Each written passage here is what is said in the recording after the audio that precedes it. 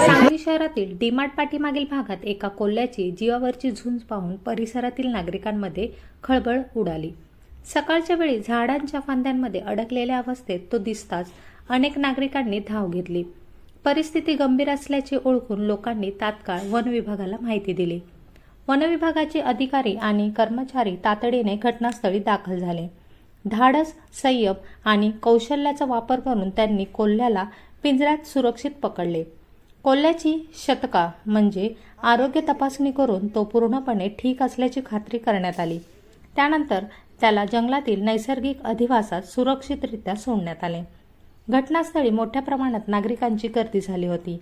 अनेकांनी कोल्ह्याला पाणी देत मदत करण्याचा प्रयत्न केला। वन कर्मचाऱ्यांच्या तत्परतेने आणि धाडसी कामगिरीमुळे या कोल्ह्याचा जीव वाचला।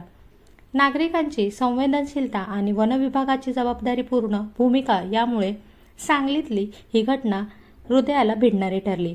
यावेळी वनपरिक्षेत्र सर्जेराव सोनवडेकर, भोसे वनपाल सुधीर सोनवले, वनरक्षक गणेश भोसले, वाहन चालक भारत भोसले, बचाव पथक सचिन साळुंके, मेघदीप कुदळे, मंदार शिंपी, रौनक हर्षद आणि राहुल घोरपडे आदी उपस्थित होते।